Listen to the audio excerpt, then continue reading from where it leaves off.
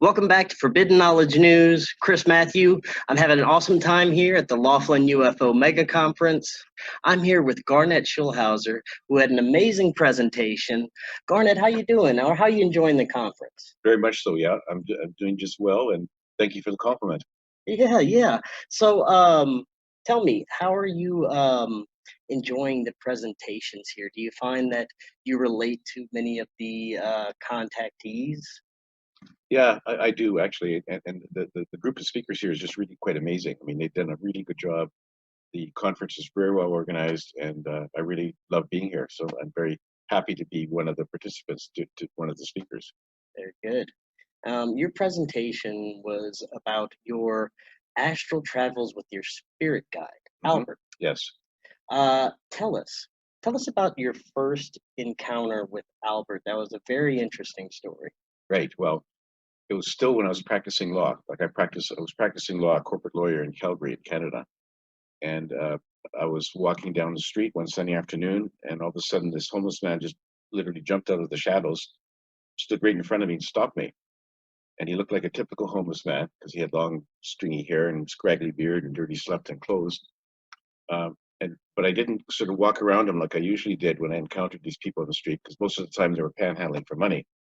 And I was back in those days, I was an arrogant, condescending corporate lawyer who didn't, I would think to myself about these people. I would think, why don't you get a job like the rest of us, you bum, and quit living on the street? So that was my awful attitude I had towards homeless people. So anyway, this homeless man was different because he had these amazing, dazzling blue eyes. And I felt like he was looking right into the depths of my soul. I felt like he knew everything about me, everything I'd ever said or done in my life, which was quite a surprise because I'd never met this man, never seen him before. But at the same time, he was sending me this wave of pure, unconditional love. His eyes were just beaming this towards me. It infused my whole body with an amazing sense of peace and security and well-being. And so it was just a wonderful feeling. So I stood there like a deer caught in the headlights. Sort of, I was happy to just bask in the gaze from this man in his eyes. And then he broke the spell by saying to me, "Why are you here?" Then he promptly disappeared into a nearby store. And so I stood there for a while, kind of stunned, and then I finally collected my wits, and I thought, I better go find this guy, find out who he is. So I went into the store to find him, nowhere to be seen. So I walked out of the store, and I walked up and down for several blocks, hoping to spot him, but he had disappeared into thin air. So I walked back to my office, and I thought to myself, I've got to come back the next day to try to find this man, because my curiosity was just going wild, like, who was he? And how did he have these amazing eyes and all that sort of thing, So next day, very same street, very same time, I went to find him. I walked up and down for 15 or 20 minutes, couldn't see him. I was about to give up, and finally I spotted him sitting all alone on a bench. So I went up to him and I said, "Who are you, and why did you stop me the other day?" And he said, "Well, I'm a soul just like you. I'm here to answer your questions and help you on your journey." So then my skeptical lawyer brain kicked in. Once you're a lawyer, you never get rid of your lawyer brain. So I said to him, "Why do you think you can help me when you can't even help yourself? Because you look like you've been sleeping on the street for weeks, and you smell like a dead fish." And he just gave me a big smile, and he said, "Looks can be deceiving, because you look like you're a very successful corporate lawyer with everything under control, but we both know that's just a facade." Right. He said, "You know what? If you want to, turn around, go back to your office and see if you can find the answers you've been seeking on all those emails waiting for you on your computer." And of course, he knew there would be no answers. Emails would be from my clients wanting something done. Right. So he said, "Yeah, go ahead if you want. You don't have to talk to me." My intuition luckily said, "I need to talk to this man. I mean, what did I have to lose? Half an hour of my day?" So I sat down on the bench and we began a dialogue with him that went off and on for several months. He told me his name was Albert, and he was really one of my spirit guides. And so we had this conversation, this Q&A dialogue that went on, as I say, for several months. He manifested himself as the homeless man for just the first 3 encounters that we had. And after that, he was just a voice in my head. And when I asked him why he showed up initially as the homeless man, he said, "Well, if I had just started talking to you as a voice in your head, out of the blue, you probably would have thought you're losing your mind. Right. So this was his way of gently introducing me into the conversation with him. And then he told me something else that was surprising. He said that I was the only one who could see him as the homeless man. So if somebody had been walking by the bench that day, they would have seen me sitting all alone on the bench talking to myself because I couldn't see Albert. And I found it interesting, and then some of the other people that was sitting around me, noticed that the depiction of Albert looked very similar to Jesus. Yeah, and that's yeah, and that's true. I was trying to find I didn't have a camera with me, so I couldn't take his picture. And I suspect that even if I tried, nothing would have showed up. So I was trying to find on the internet something that looked similar to Albert. Couldn't find anything. That was the closest. It's not a close approximation, other than he had long hair and a beard. But yeah, it's sort of that wasn't a great depiction, but without a sort of an actual photograph, that's the best I could go on. But he was he had long hair and a beard and blue eyes and very sort of dirty clothes. But I couldn't find anything that sort of even came close. So Right. Unfortunately, I had to use one of those pictures, which was probably what somebody depicted as Jesus, but nobody knows what Jesus really looked like. Yeah. People are just saying, well, we think this is what he looks like, and some of the art from the medieval ages, where the people would paint pictures of Jesus and that sort of thing. That's sort of how they depicted him. So who knows what he really looks like? So Right. And he also began to share information with you about many things, about everything, and especially that there are billions of life forms in our universe. yeah, exactly. He wanted me to know that Earth is just sort of one little speck in the cosmos that has life, that there's life everywhere else. I mean, yeah, and he said billions and billions of different life forms. He took me to see a few of them on different planets, but there's a whole lot more that I haven't seen. And he just wanted me to know that in the history of humans, we've had this arrogance that we're sort of the only life in the cosmos, and that we're the most important life. And he just said, "You're not even close." I mean, there's lots of races that are way more intelligent than humans on Earth. They have better technology. They can fly between the stars. We're just taking baby steps here. And he wanted me to know that there's lots of other races, and that there's even other human races, civilizations on other planets that are doing way better than we are. So for him, it was sort of like, here, open up your eyes, because there's a lot more to see than what you can see on planet Earth. And that, and one of his messages was, look, at humans really should strive to up their game and become better at not abusing each other or the animals on the planet or Mother Earth, like some of these other races have learned to live in harmony. And that's really our goal, is to get there, because we have too much violence, too many wars, too many conflicts, murders, mass shootings, and all that. That's not necessary. I mean, we need to get rid of that and move on and move up the vibratory ladder. And so his purpose was to show not just me, but he wanted me to write about what I saw in my books, so that other people could read about it and understand that, okay, we're not alone. There's lots of other life forms. Fortunately for us, he said that all the ET races who have visited Earth, and they've been doing this for eons, right from day one. Some of them have even helped to seed life on our planet. They've been around for a long time, and he says they're all benevolent. There's no evil races that have visited Earth. None of them mean us any harm. In fact, they're there to help us, and they can't be too overt about it, because the body of advanced civilizations that sort of runs the galaxy, the Galactic Federation, they have some directives, and one of them is you can't unduly interfere with the development of an inferior race. To them, we're an inferior race, so they can't. So, I mean, their technology would allow them to just come and destroy all of our weapons of mass destruction, but they're not allowed to do that. So they have to let us sort of fumble our way through, hopefully getting to a better place before we do destroy ourselves, because we could do that. And so, but they can't help us in subtle ways. They can send us, like a lot of the inventors on Earth that have invented things. They send telepathic messages to them, giving them hints about how to fix this or develop that or invent that. And it's very subtle, and most people don't even know what happens. So they are trying to help us, but they can't just sort of wave the magic wand and fix everything for us. because that would be undue influence, and that they can't do that. Now, you said that all the races that visited Earth are benevolent races. Now, what do you think about, they've even had quite a few speakers here that are saying quite the opposite, that races such as the reptilians have always been here and they're in sort of in a control of humanity in a way, and that there are other malevolent races that interact with humanity and some that interact with the highest levels of our elite leaders on the planet. What are your thoughts about that? I've heard about that. I've asked Albert about that. He says that's just not true.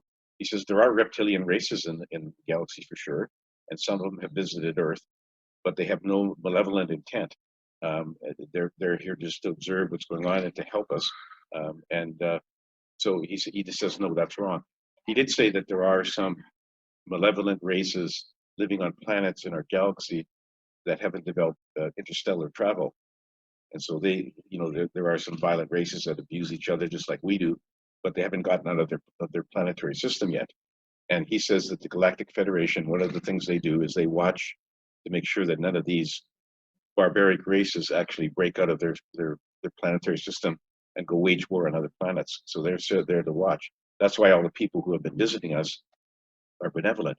And one of the interesting things he said is that they keep a careful watch on some of these barbaric races, and when they get to the point where they develop warp drive, where they can travel to other star systems, then they watch them very carefully to make sure that they don't, travel to another star system and try to take over the people on that planet, wage war or whatever. So they're kind of shielding us from some of these evil races. There are reptilians, but they're not evil. They don't control us. So Albert just says, no, that's totally wrong. I've heard those stories before, and I asked Albert, and he said, no, it doesn't happen. Very interesting. You also spoke of reincarnation and how we get to choose our lives when we come back. And I've heard this many times through many different researchers. Tell us about what your interpretation is. Well, you see, we're all eternal beings. We're basically, our true home is the spirit side, where we're just basically beings of energy, very high vibration rate. Okay, spirit side is a wonderful place, what some religions call heaven. It's there's no pain or suffering or negative emotions, just unconditional love. And so we choose to incarnate, say, on the denser planes like Earth. I mean, we can incarnate on another planet as a reptilian if we want to. So we've chosen to come here as a human. Earth is a very tough school, so it's not for the faint of heart, because it is really a tough school. And so we come here. Why do we come here? Because we want to experience things and learn lessons that are available on planet Earth that maybe aren't available elsewhere, and certainly aren't available on the spirit side. And so that's all part of our growth and development as souls. We want to experience things, accumulate knowledge and wisdom, and that's just sort of what souls want to do. And so before we incarnate, we prepare a life plan, and we basically set out the significant terms of what's coming up in our life. Like you pick the place you're going to be born, the identity of your parents and siblings, other relatives. You pick a few other milestones, like where you're going to go to school, maybe even who your spouse will be, and part of that life plan, you set out certain directions, certain routes that you hope will get you to encounter the challenges that you need to face and the lessons you need to learn. So it's all a learning experience, and we pick it, we choose it.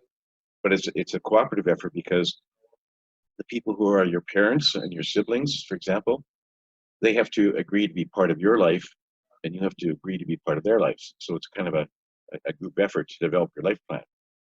And quite often we all travel in soul groups, and so you might have a group of souls that you've had many incarnations with before, and you change roles. Like one time you're the father, and the next time you're the mother or the daughter or whatever. You keep on changing roles, and the purpose is to help each other learn the lessons that they want to learn and the challenges they want to encounter.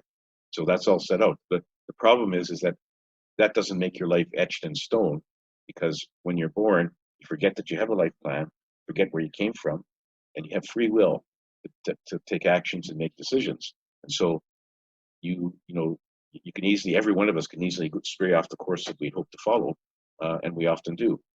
But Albert says at the end of the day, no matter what kind of life you had, even if you missed all the points that you wanted to hit on your journey, you still learn something. You go back to the spirit side when your body dies, and then you can say, okay, well, this is what I missed. Should I jump into another one and try to include those points again? Or if you've faced a challenge that you could not overcome, you might say, well, I'm going to go back and try to do it again. But nobody forces you to do that. It's not a sort of a wheel of karma thing that makes you come back. If you have negative karma, you can choose to come back here. You can choose the circumstances of your new life, or you can just say, to heck with planet Earth, I'm not going back there again. So it's really you're here because you wanted to be here. Very good. Yeah, I happen to agree with you. The more I hear research about this, and my own intuition feeling is that yes, we do experience multiple lifetimes and existences here on this planet. Um, Something else I found very fascinating about your presentation is when you talk about you actually got to experience the spirit realm and visit with a being called Sophia. Mm-hmm. And from there, you got to experience all sorts of different beings like Sasquatch, fairies. Tell us about that experience. Well, Sophia was the chair of this council called the Council of Wise Ones. Council of Wise Ones is a group of very wise and advanced souls. I mean, they've had countless incarnations on Earth, and so they know exactly what incarnating on Earth is like. And so they don't do that anymore, but they're there to advise people and to look after the incarnations on Earth. So, for example, you're on the other side and you're preparing a life plan. Somebody from the council will go over your life plan with you, make sure it's not too difficult, because if it is, you might end up in suicide. And if it's too easy, you're probably not going to learn very much. So they sort of give you some guidance, but they can't dictate to you exactly what to put in there. Final decision is yours. And so they're there to help. So Sophia was a lovely person she had incarnated on Earth and other places, and she had actually incarnated as a reptilian on another planet at one point. So that was the council, and they wanted me to go with Albert to view different places on Earth, different places in the universe, so I could write about it. So the first stop was after Sophia was to have a conversation with Gaia, consciousness Mother Earth, who really was she's fiercely protective of all of her animals, including humans, her plants, and her ecosystem, and she wants everything to be nicely balanced, everyone to live in harmony. The problem is that humans have become abusive. We abuse one another, we abuse the animals on the planet, and we pollute Mother Earth. And she's really upset at the fact that since the Industrial Revolution, we've been really good at polluting the planet. We noxious fumes and poisons on her soil and garbage in her oceans and rivers, and well, the story. So she's really upset at that. Her warning to me was to tell your fellow humans, we're going to have to change our ways or it could end very badly for us. She said, you may have noticed that recently there's been an increase in the number and intensity of natural disasters on Earth, hurricanes, floods, fires in Australia, whatever. She says, that's going to keep on and get worse unless you guys change your minds and change the course of action of what you're doing. So then after that, I got to see, and I said to Albert, I was really surprised that our planet had a consciousness. And he said, oh, she's got a few surprises up her sleeve. So he took me to see two of what I would call the fabled creatures of our planet. There's many of them, but two of them. One was a Sasquatch and one was an Irish fairy, which was really quite fascinating. And the Sasquatch was actually in a forest in the Pacific Northwest of America. And she was quite a very intelligent, sensitive, emotional creature. And they've been hiding from humans. They've been around since the very early days. They've been hiding from humans because they think we're violent and aggressive. And they're afraid that if they make contact with us, we'll capture them and put them in a lab and poke and prod them or display them as a circus freak. And so they're afraid of that. But they're very peace loving, so they're not going to sort of go to war with humans. We're going to avoid you guys. So they hide in underground caves. And the interesting thing is that she said they have this, which she called sort of an animal sensitive radar, which allows them to detect humans from several miles away. That really helps them avoid detection with humans. Now, they have been sighted from time to time. People have seen them. They've left footprints occasionally, but they're very, very good at just avoiding open contact. And her hope was that someday humans would become more peaceful and less aggressive, and so that they could come out in the open and say, "Hi, fellow humans, we're here to live peacefully on your planet with you." And the fairy had a similar story. She said that they originally they sort of occupied the island of Ireland, and they had a great time. They lived in peace and harmony, and all of a sudden, humans came along to the island a long time ago, and they thought that initially humans were just bigger versions of themselves, but they soon found out that humans were not very nice people. They were violent and aggressive, just like the Sasquatch found out. And so the fairies have been hiding underground ever since, and they come out just occasionally. Sometimes they're spotted. Again, their wish was, we wish that we were back to the old days before humans were so, violent and aggressive and so dominating of the planet. And so very interesting. It just goes to show you that where there's smoke, there's usually some fire. And people have been talking about Sasquatch and Yeti and Bigfoot for ages. People in Ireland have been talking about the little people for a long time, and they actually do exist. And Albert just wanted me to know that we think that humans are the dominant. Well, we are dominant in a sense, but we're not the only intelligent race. There's other races that have as much intelligence or even more. I mean, the fairies and the Sasquatch can communicate by telepathy. Most humans can't. I mean, we have, somebody said we only use 10% of our brain power. We need to expand that in order to start communicating by telepathy. So very interesting travels, and I really hope that humans can change their ways so that we can, greet these creatures who are hiding from us and let them live out in the open among us. I agree, and that's exactly what I wanted to talk to you about in closing is, do you think that during, our lifetime that we could possibly reach the point to where we'll have the communication with these beings, where they won't feel threatened by us all the time, where we can, reach a more enlightened state of humanity? I see a lot more people waking up. I see us slowly headed towards that point, but there's also a lot of obstacles, a lot of things that are keeping us from reaching that. We're keeping ourselves in many ways. Do you see this happening, and does your spirit guide, do they see this happening? But Albert won't give me specifics, but he says he's very optimistic that we can actually do this, and he won't give a time frame. If he says, he has to be careful. If he says, "Yeah, you guys are going to do it for sure," then a lot of people just give up and say, "Okay, well, I don't need to do anything." And if he says, "No, you guys aren't going to make it," well, then the same thing. People will just give up. So he's saying you have to keep on working at it.